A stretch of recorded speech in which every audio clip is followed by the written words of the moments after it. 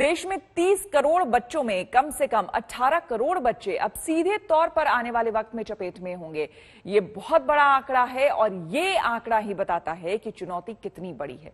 वैसे ये माना जाता है कि बच्चों पर कोरोना का खतरा कम होता है, लेकिन वायरस जैसे जैसे रूप बदल रहा है उसमें आगे क्या होगा, इस पर कुछ भी कहना मुश्किल है।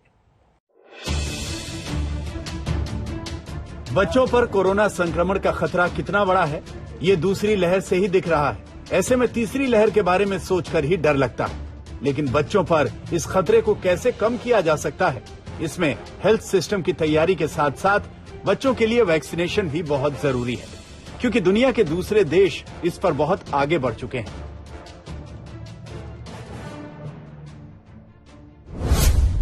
अमेरिका ने तो पिछले हफ्ते तक 12 से 15 साल के 6 लाख बच्चों को टीका लगा भी दिया है। इस एज ग्रुप के टीकाकरण के लिए अमेरिका ने हाल ही में फाइजर बायोएनटेक की वैक्सीन को ट्रायल के बाद मंजूरी दी थी।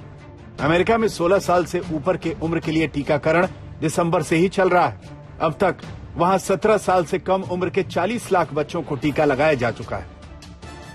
बच्चों के लिए वैक्सीन को मंजूरी देने और उनका टीकाकरण शुरू करने के लिए सबसे जरूरी बात यह है कि बच्चों के लिए वो वैक्सीन कितनी सुरक्षित है। अमेरिका में अनुमान यह है कि 2021 के अंत तक उन्हें वैक्सीन सेफ्टी पर पर्याप्त आंकड़े मिल जाएंगे, जिससे अमेरिका में किसी भी उम्र के बच्चे का वैक्सीनेशन किया जा सकेगा।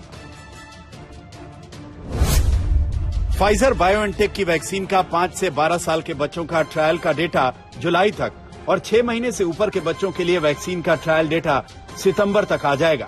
इसका मतलब यह है कि सितंबर के बाद से हर उम्र के बच्चों के लिए कोरोना वैक्सीन उपलब्ध हो जाएगी।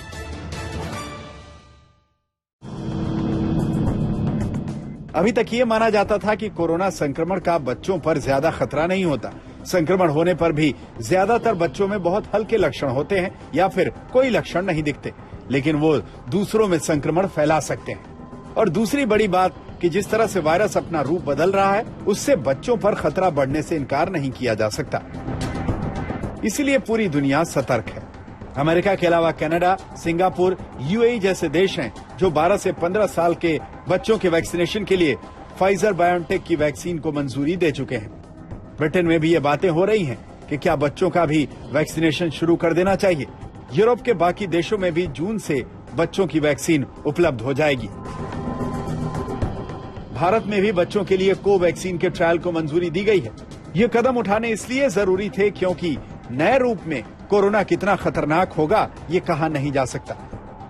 सिंगापुर जैसे देश पहले ही आशंका जता चुके हैं कि कोरोना के नए वेरिएंट तेजी से फैल रहे हैं और इसकी चपेट में अब बच्चे भी आ रहे हैं। इसीलिए इस पर सावधान रहना जरूरी है।